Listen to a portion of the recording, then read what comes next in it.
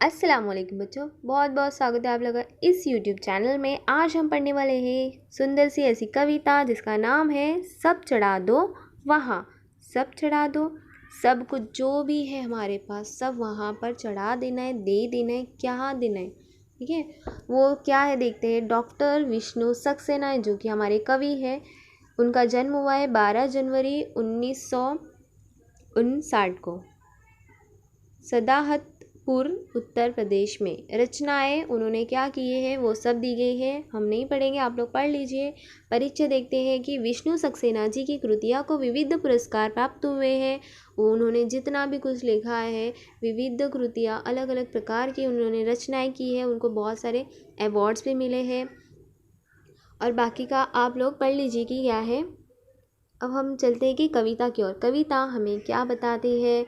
इसमें कविता ने क्या बताया कि इस कविता में जो ये हमारे गीतकार हैं कि हर स्थिति में कैसे खुश रहा जाए वो हमें बताया है। और लोगों पर सुख भी पहुंचाना चाहिए, लोगों को उन पे परोपकार करें, यानी कि हमें उन पर एहसान भी करना चाहिए और हमारे माता पिता का स्थान बहुत सबसे ऊंचा रहना चाहिए। ये हमें यहाँ इस कविता में ये जो गीतकार है विष्णु सक्सेना ये हमें कह रहे हैं। तो चलिए कविता को समझते हैं। पहला पैराग्राफ देखते हैं। यहाँ पर फूल है ना, फूल के बारे में ही लिखा है। तो एक दिन फूल ने तितलियों से कहा, कैसे रहते हो खुश तुम हर एक हाल में। देखो सवालिया निशान, प्रश्न चिन्ह है कि फूल तितलियों से कहता है कि आप कैसे रहते हो। फूल से तितलियों ने कहा, सॉरी, फूल से तितलियाँ कहते हैं कि आप हर हाल में कैसे खुश रहते हो।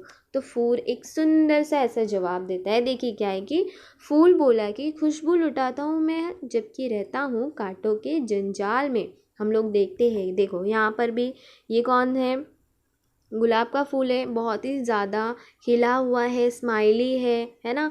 और यहाँ आप लोग देखोगे नीचे तो यहाँ क्या है, पूरे के पूरे कांटे लगे, लेकिन उसके बावजूद भी ये फूल क्या है, बहुत ज़्यादा मुस्कुरा रहा है। दिख रहा है आप लोगों को, है ना बच्चों। उसके बावजूद वो कांटों के बीच रहकर भी खुश है और खुशबू लुटाता है ना। तो उसी तरीके से हमें भी कोई भी परेशानी आए हमारे ज़िंदगी में किसी भी प्रकार की, तो हमें भी हर स्थिति में उस सिचुएशन में खुश ही रहना है। ऐसा संदेश यहाँ फूल हमें दे रहा है ये, ठीक है। यहाँ पर ये है। तो अब देखते हैं दूसरे पैराग्राफ में क्या है। यहाँ नीचे पेड़ है ना, बहुत सुंदर सा है, देखो। अब हम पहले पढ़ते हैं, फिर उसके बाद पेड़ को देखेंगे। एक दिन पेड़ से तितलियों ने कहा। यहाँ पेड़ को तितलियाँ कहते कि मस्त रहते हो कैसे हर एक हाल में। आप कैसे क्या एकदम मस्त रहते हो, किसी की फिक्र नहीं रहती, कैसे रहते हो आप, कैसे क्या रहते हो। तो पेड़ बोलता है कि पेड़ सुंदर सा, फिर से यहाँ पर उत्तर है पेड़ का, जैसे फूल ने दिया था कि पेड़ बोला कि मिलता मुझसे इसमें सुख, बांट देता हूँ जो फल लगे डाल में। यहाँ पर देखो नीचे है ना, यहाँ पर ये जो पेड़ है उस पे डाल पे फल भी लगे हैं। ऊपर यहाँ पर क्या है, चिड़िया है, यहाँ पक्षी नज़र आ रहे हैं ना, यहाँ चिड़िया है, ये फल है सारे। और नीचे आप लोग देखोगे तो ये टोकरी में सारे के सारे क्या भरे हुए हैं, फल भरे हुए, यानी कि कोई वहाँ पर तोड़ रहा है फल। और वो पेड़ जो है खुद से बिना कोई हिचकिचाहट के वो फल जो है अपने इतने दिन से वो वहाँ पर पेड़ उगाता है फल, और वो बिना कोई सोच विचार के वो अपने फल दूसरों को दे देता है और उसी में वो अपना सुख मानता है, उसी में अपनी खुशी मानता है ये पेड़। समझ में आ रहा है। अब देखते हैं आगे आगे। यहाँ है तीसरा पैराग्राफ जो कि है, एक दिन होठ ने आंखों से कहा। एक दिन होठ जो हमारे हैं वो आंखों से कहते कि मुस्कुरा कैसे लेते हो हर एक हाल में। चाहे कोई भी परेशानी आए, टेंशन आए, कुछ भी आए, तो आप किस तरीके से, किस प्रकार ऐसे हंस लेते हो, कैसे आपको जमता है ऐसा हर एक टेंशन में मुस्कुराना। होठ एक अच्छा सा सुंदर सा, फिर से यहाँ पर एक उत्तर आता है कि होठ बोले कि है कोशिश किसी भी आँख से कोई आंसू न आए नए साल में। एक दिन फूल से तितलियों ने कहा।